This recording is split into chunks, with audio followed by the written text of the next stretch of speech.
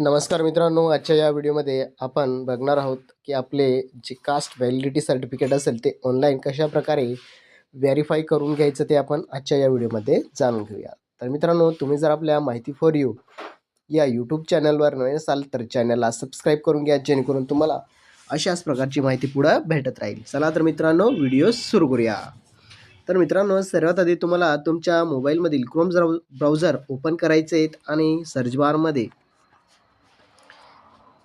E validity किंवा E try validity या प्रकारे टाईप करून त्याला सर्च करायचं आहे. सर्च केल्यानंतर मित्रांनो, इथं तुम्हाला ई ट्राय व्हॅलिडिटी ही पहिलीच वेबसाईट दिलेली आहे, ती त्याच्यावर क्लिक करायचं आहे.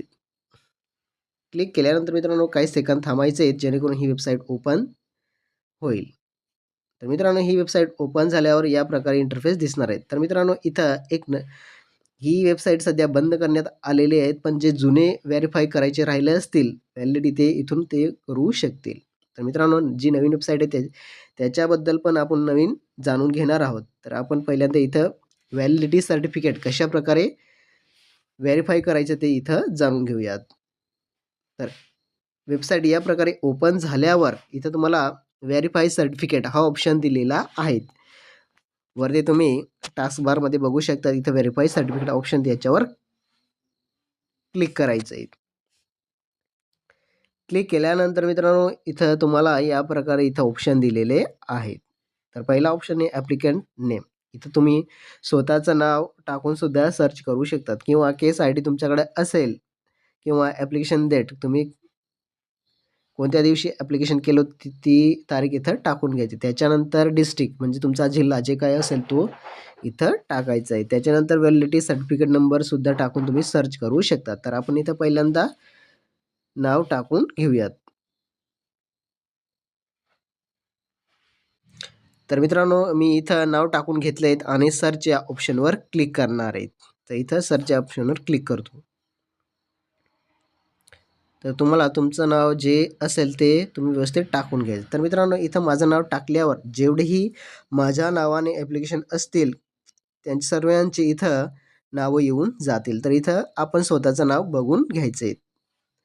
तर अशा प्रकारे इथं नाव आल्यावर तुम्ही ॲप्लिकेशन स्टेटसमध्ये बघू शकतात की त्या अर्जाची स्थिती काय आहे.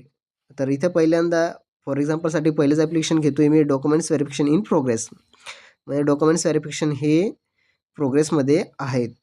तर त्याच्यानंतर तुम्ही स्क्रोल करून खाली यायचं आहे. तर अशा प्रकारे तुम्ही तुमचं व्हॅलिडिटी सर्टिफिकेट हे व्हेरीफाय करू शकता. तर मित्रांनो, इथं नावाच्या पुढे व्हॅलिडिटी सर्टिफिकेट नंबरच्या पुढे एक कॉलम असतो, तिथं तुमची व्हॅलिडिटीची इन्फॉर्मेशन दिलेली असते. त्याच्यावर क्लिक करायचं आणि आपलं व्हॅलिडिटी सर्टिफिकेट हे व्हेरीफाय करून घ्यायचं आहे. तर मित्रांनो, अशा प्रकारे तुम्ही तुमचं व्हॅलिडिटी सर्टिफिकेट ई ट्राय व्हॅलिडिटीवर व्हेरीफाय करू शकतात. तर मित्रांनो, हा व्हिडिओ जर आवडला असेल तर नक्की लाईक करा, शेअर करा आणि आपल्या मित्रांनाही सांगा, जेणेकरून ते सुद्धा व्हॅलिडिटी काढली असेल तर ती व्हॅलिडिटी इथं व्हेरीफाय करून घेतील. तर मित्रांनो, भेटूया अशाच एक नवीन व्हिडिओमध्ये.